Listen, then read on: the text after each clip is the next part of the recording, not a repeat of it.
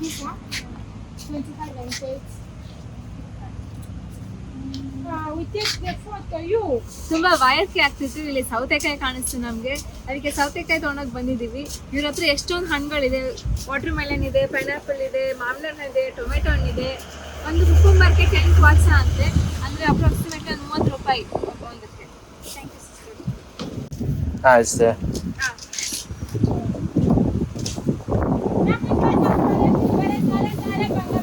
No piri piri, yeah?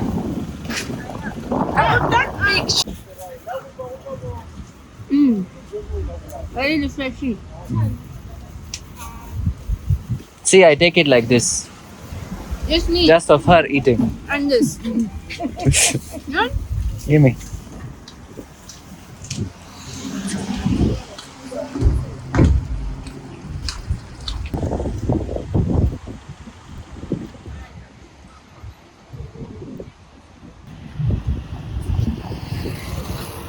ಈಗ ನಾವು ಕಂವಾಲ market ಅಂತ ಬಂದಿದ್ದೀವಿ. ಇದೇ ಲುಸಾಕಾನಲ್ಲಿ ಟ್ರೆಡಿಷನಲ್ ಮಾರ್ಕೆಟ್ಸ್ ಅಲ್ಲಿ ಇದು ಬಿಗ್ಗೆಸ್ಟ್ ಅಂತ ಹೇಳ್ತಾರೆ. ಸೊ ಇಲ್ಲಿ ತರಕಾರಿ, ಹಣ್ಣು, ಬಟ್ಟೆ, ಚಪ್ಪಲಿ ಎಲ್ಲ ತರ ಮಾಡ್ತಾ ಇದ್ದಾರೆ ಇಲ್ಲಿ. ಈವನ್ ಶಾಂಪೂ, ಸೋಪ್ ಅಂತ ಪ್ರಾಡಕ್ಟ್ಸ್ ಸಿಗುತ್ತೆ ಇಲ್ಲಿ. ಸುಮ್ಮನೆ ವಾಕ್ ಮಾಡ್ಕೊಂಡು ನೋಡ್ತಾ ಇದೆ ಇಲ್ಲಿಂದ ಪ್ರೈಸಸ್ ಹೆಂಗಿದೆ ಅಂತ. ಸೂಪರ್ ಮಾರ್ಕೆಟ್ ಪ್ರೈಸ್ ಕಂಪೇರ್ ಮಾಡಿದ್ರೆ ಇಲ್ಲಿ ಆಲ್ಮೋಸ್ಟ್ 50% ಕಡಿಮೆ ಸಿಗ್ತಾ ಇದೆ. ಅಂದ್ರೆ ಇವಾಗ ಒಂದು ಆ್ಯಪಲ್ ಸೂಪರ್ ಮಾರ್ಕೆಟ್ ತಗೋಬೇಕು ಒಂದು 10% ಹೇಳ್ತಾರೆ, ಬಟ್ ಇಲ್ಲಿ ಬರೀ 5% ಮಾಡ್ತಾ ಇದ್ದಾರೆ. ಇಲ್ಲಿ ಓಡಾಡೋಕ್ಕೆ ಸ್ವಲ್ಪ ಅನ್ಕಂಫರ್ಟಬಲ್ ಆಗಿದೆ, ಯಾಕಂದರೆ ಜನರು ಇಲ್ಲಿ ಯೂಶಲಿ ಕ್ಯಾಮ್ರಾ ಬಂದೇ ಗಲಾಟೆ ಮಾಡ್ತಾರೆ. ಕ್ಯಾಮ್ರಾನಲ್ಲಿ ಒಂದು ಫೋಟೋ ವಿಡಿಯೋ ತೆಗೆಯೋಕೆ ಆಗೋದಿಲ್ಲ.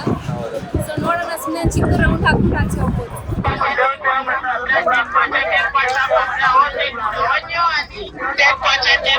ಸೊ ನಿಮಗೆ ಕಾಣಿಸ್ತಾ ಇರೋಂಗೆ ಇದು ಆ್ಯಕ್ಚುಲಿ ಒಂದು ರೈಲ್ವೆ ಟ್ರ್ಯಾಕು. ಶಿಶಿರ ನಡ್ಕೊಂಡು ಬರ್ತಾ ಇದ್ದಾಳೆ. ಈ ಕಡೆ ಆ ಕಡೆ 2 ಕಡೆನೂ ಮಾರ್ಕೆಟ್ಸ್ ಇವೆ. ಆ್ಯಂಡ್ ಈ ಮಾರ್ಕೆಟ್ಸ್ ಎಲ್ಲ ಪಾರ್ಟ್ ಆಫ್ ಕಂವಾಲ ಮಾರ್ಕೆಟೇ. ನಾವು ಆವಾಗಲೇ ನೋಡಿದ್ವಲ್ಲ. ಅದಕ್ಕೆ ಶಿಶಿರ ಮತ್ತೆ ಮೇಲೆ ಕಡೆ ನಡೀತಾನೆ ಇದ್ದಾಳೆ, ಯಾಕೆಂದರೆ ಇಲ್ಲಿ ವಿಡಿಯೋ ತೆಗಿಯೋದು ತುಂಬ ಕಷ್ಟ.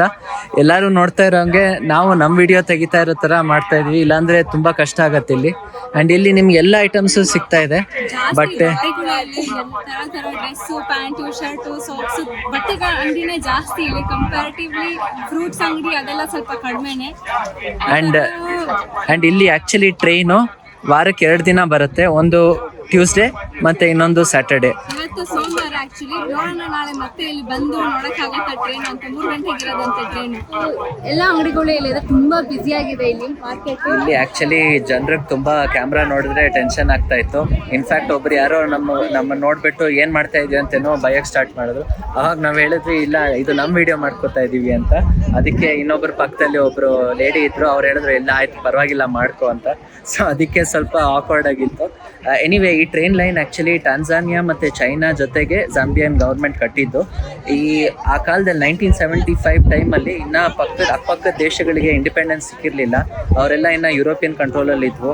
ಆ್ಯಂಡ್ ಜಾಂಬಿಯಾ ಅವಾಗ ಇಂಡಿಪೆಂಡೆಂಟ್ ಆಗಿತ್ತು. ಆ್ಯಂಡ್ ಯುರೋಪಿಯನ್ ಕಂಟ್ರೀಸ್ ಎಲ್ಲ ಸ್ವಲ್ಪ ತೊಂದರೆ ಕೊಡ್ತಾ ಇತ್ತು, ಅವರಿಗೆ ಟ್ರೇಡ್ ಮಾಡೋದಕ್ಕೆ ಬಿಡ್ತಾ ಇರಲಿಲ್ಲ. ಯಾಕೆಂದರೆ ಜಾಂಬಿಯಾಯಿಂದ ನಿಯರೆಸ್ಟ್ ಇಂಡಿಯನ್ ಓಷನ್ ಲಿಂಕ್ ಇರೋದು ಮೊಜಾಂಬಿಕ್ಗೆ ಹೋಗಬೇಕು ಅಥವಾ ಟಂಜಾನಿಯಾಗೆ ಹೋಗಬೇಕು. ಅದಕ್ಕೆ ಜಾಂಬಿಯಾ ಎಕನಾಮಿಕಲಿ ತುಂಬ ಓದಾಡೋಕ್ಕೆ ಸ್ಟಾರ್ಟ್ ಮಾಡಿತ್ತು. ಅದಕ್ಕೆ ಅಂತ ಈ ಟ್ರೈನ್ ಲೈನ್ ಬಿಲ್ಡ್ ಮಾಡಿ ದಾರ್ ಎಸ್ ಸಲಾಮ್ ಮತ್ತು ಟಂಜಾನಿಯನ್ ಪೋರ್ಟ್ಸ್ಗೆ ಕನೆಕ್ಷನ್ ಸಿಕ್ತು. ಸೊ ಅಲ್ಲಿಂದ ಅವ್ರು ಸ್ವಲ್ಪ ಇಂಡಿಪೆಂಡೆನ್ಸ್ ಸಿಕ್ತು. ಅವ್ರಿಗೆ ಲ್ಯಾಂಡ್ ಲಾಕ್ ಆಗಿದ್ರು ಅಷ್ಟೊಂದು ತೊಂದರೆ ಆಗದೇ ಇರೋಂಥ ರೀತಿ ಒಂದು ನೋಡಿಕೊಂಡ್ರು. ಸೊ ಅದಕ್ಕೆ ಇವತ್ತು ಕೂಡ ಈ ಟ್ರೈನ್ ಲೈನ್ ಇದೆ. ಇಲ್ಲಿಂದ ದಾರ್ ಎಸ್ ಸಲಾಮ್ ಟಂಜಾನಿಯಾ ತನಕ ಟ್ರೈನ್ ಹೋಗುತ್ತೆ. Tell him to buy.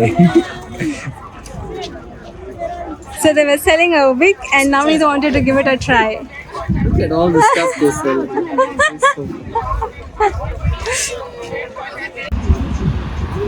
ಈಗ ನಾವು ಒಂದು ಟ್ಯಾಕ್ಸಿನಲ್ಲಿ ಇದ್ದೀವಿ. ಇದರ ಹೆಸರು ಯಾಂಗೋ ಅಂತ. ಇಲ್ಲಿನ ಊಬರ್ ಥರ ಇದು. ಸೊ ಇವರು ಡ್ರೈವರು, ಇವ್ರೂ ಆ್ಯಪಲ್ಲಿ ನೋಡ್ತಾರೆ. ಸೇಮ್ ಹೆಂಗೆ ಓಲಾ ಊಬರ್ ವರ್ಕ್ ಆಗುತ್ತೋ ಹಂಗೇನೆ. ಆ್ಯಂಡ್ ನಾವು ಅರೌಂಡ್ 2.5 ಕಿಲೋಮೀಟರ್ ದೂರ ಹೋಗಬೇಕು, ಅದಕ್ಕೆ 30 ಪಾಸಕ್ಕೆ ಇರ್ತಾ ಇದ್ದಾರೆ. ಸೊ ಹಂಗೆ ನೋಡಿದ್ರೆ ಇಂಡಿಯಾಕ್ಕಿಂತ ತುಂಬಾ ಜಾಸ್ತಿ ಇದು ರೇಟ್ಗಳು.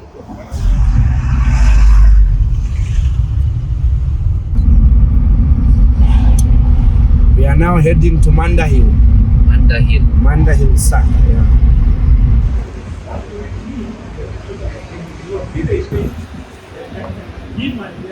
ಕಾರಲ್ಲಿ ಬಂದ್ವಲ್ಲ ನೋಡಿದ್ರಲ್ಲ, ಇಲ್ಲಿ ಮ್ಯಾಂಡಾ ಹಿಲ್ ಅಂತ ಒಂದು ಮಾಲ್ ಇದೆ, ಅಲ್ಲಿ ಡ್ರಾಪ್ ಮಾಡ್ತು ನಮ್ಮ ಟ್ಯಾಕ್ಸಿ.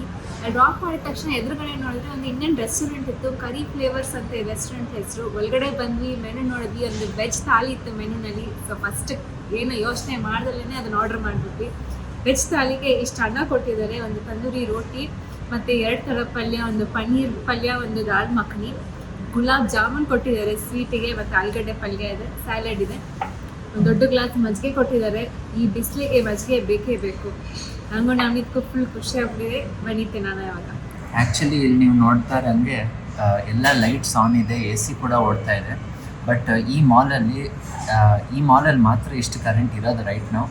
ಬಟ್ ಪೂರ್ತಿ ಜಾಂಬಿಯಾನಲ್ಲೇ ಒಂದು ದೊಡ್ಡ ಪ್ರಾಬ್ಲಮ್ ಇದೆ ಈಗ. ಆಲ್ಮೋಸ್ಟ್ 21ರಿಂದ 36 ಗಂಟೆ ತನಕ ಪವರ್ ಕಟ್ಸ್ ಇಲ್ಲಿ ನಡೀತಾ ಇದೆ. ತುಂಬಾ ಲೋಡ್ ಶೆಡಿಂಗ್ ಕೂಡ ಆಗ್ತಾ ಇದೆ. ಯಾಕೆಂದರೆ ಇಲ್ಲಿ ಜಾಂಬಿಯಾನಲ್ಲಿ ಒಂದೇ ಒಂದು ದೊಡ್ಡ ಡ್ಯಾಮ್ ಇರೋದು. ನಮ್ಮ KRS ಡ್ಯಾಮ್ ಇದ್ದಂಗೆ ಇವ್ರದ್ದು ಒಂದು ಡ್ಯಾಮ್ ಇದೆ, ಕರೀಬಾ ಡ್ಯಾಮ್, ರೈಟ್? ಕರೀಬಾ ಡ್ಯಾಮ್ ಅಂತ. ಇದು ಜಾಂಬಿಯಾದ ಸೌತ್ಗೆ ಬರುತ್ತೆ. ಜಾಂಬಿಯಾ ಮತ್ತು ಜಿಂಬಾಬ್ವೆ ಇದರ ಬಾರ್ಡರಲ್ಲಿ ಈ ಡ್ಯಾಮ್ ಇರೋದು. ಆ್ಯಂಡ್ ಈ ಡ್ಯಾಮಲ್ಲಿ ಕಲೆಕ್ಟ್ ಆಗೋದು ಜಾಂಬೇಜಿ ನದಿಯ ನೀರು. ಸೊ ಈ ಜಾಂಬೇಜಿ ನದಿ ಇವ್ರ ಮೇನ್ ಲೈಫ್ ಲೈನ್ ಅಂತ ಹೇಳ್ಬೋದು. ಇವತ್ತು ನೀರಿನ ಸೋರ್ಸೂ ಅದೇ, ಮತ್ತು ಹೈಡ್ರೋ ಎಲೆಕ್ಟ್ರಿಸಿಟಿ ಸೋರ್ಸ್ ಕೂಡ ಅದೇ. ಆ್ಯಂಡ್ ಎಲ್ಲರಿಗೂ ಗೊತ್ತಿರ್ಬೋದು, ವಿಕ್ಟೋರಿಯಾ ಫಾಲ್ಸ್ ವರ್ಲ್ಡಲ್ಲೇ ಲಾರ್ಜೆಸ್ಟ್ ಫಾಲ್ಸ್ ಅಂತ ಹೇಳ್ತಾರೆ ಅದನ್ನ. ಅದು ಕೂಡ ಈ 2 ಕಂಟ್ರೀಸ್ ಬಾರ್ಡರಲ್ಲಿ ಶೇರ್ ಮಾಡಿಕೊಂಡು ಇರೋವಂತಹ ಅದು ಒಂದು special attraction. But last year ಏನಾಯಿತು ಅಂದರೆ ನಮ್ಮ ಇಂಡಿಯಾನಲ್ಲಿ ಕೂಡ ಒಂದು ಹೀಟ್ ವೇವ್ ಬಂದು ಎಲ್ ನೀನೋ ಅಂತ ಒಂದು ಎಫೆಕ್ಟ್ ಬಂದಿತ್ತಲ್ವ. ಸೊ ಅದೇ ಇಲ್ಲಿ ಆಫ್ರಿಕಾನಲ್ಲಿ ಕೂಡ ಬಂದಿತ್ತು. ಆ್ಯಂಡ್ ಈ ಎಂಟೈರ್ ಸದರ್ನ್ ಆಫ್ರಿಕಾ ರೀಜನ್ ಅಂದರೆ ಜಿಂಬಾಬ್ವೆ, ಜಾಂಬಿಯಾ, ಮಲಾವಿ, ಬೋಟ್ಸ್ವಾನಾ, ನಮಿಬಿಯಾ ಇವೆಲ್ಲನೂ ಡ್ರಾಟ್ ಎಕ್ಸ್ಪೀರಿಯನ್ಸ್ ಮಾಡೋಕ್ಕೆ ಸ್ಟಾರ್ಟ್ ಮಾಡ್ತೀವಿ. ಸೊ ಇಲ್ಲಿ ಮಳೆ ತುಂಬ ಕಡಿಮೆ ಲಾಸ್ಟ್ ಇಯರ್ ಬಂದಿರೋದ್ರಿಂದ ಈ ಎಲ್ಲ ಡ್ಯಾಮ್ಸಲ್ಲೂ ನೀರು ಅಷ್ಟೊಂದಿಲ್ಲ. ಆ ನೀರು ಇಲ್ಲದೆ ಇರೋದ್ರಿಂದ ಇವರು 85% ಆಫ್ ಎಲೆಕ್ಟ್ರಿಸಿಟಿ ಆ ಒಂದೇ ಡ್ಯಾಮಿಂದ ಜನ್ರೇಟ್ ಮಾಡ್ತಾ ಇದ್ದಾರೆ.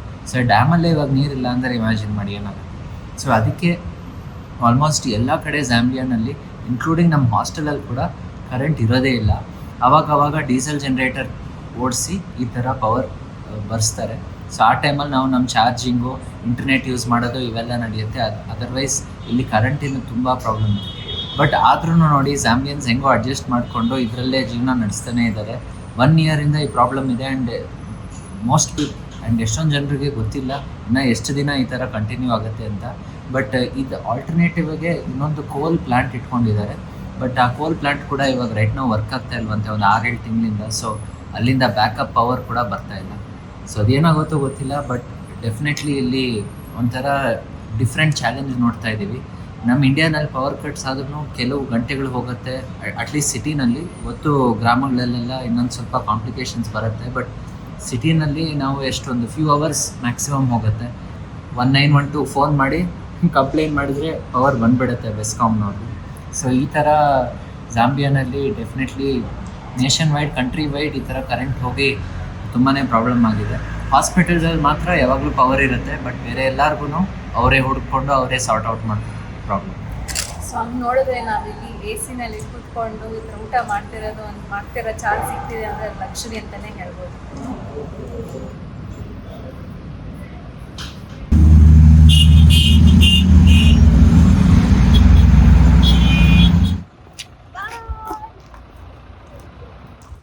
ಸೊ ಇವತ್ತು ಆಲ್ಮೋಸ್ಟ್ 10 ಕಿಲೋಮೀಟರ್ ನಡೆದಿದ್ದೀವಿ. ಇವಾಗ ವಾಪಸ್ ಹಾಸ್ಟೆಲ್ಗೆ ಬಂದಿದ್ದೀವಿ. ಮತ್ತೆ ನೆಕ್ಸ್ಟ್ ವಿಡಿಯೋನಲ್ಲಿ ಸಿಗೋಣ. ಸಬ್ಸ್ಕ್ರೈಬ್ ಮಾಡೋದನ್ನ ಮರಿಬೇಡಿ.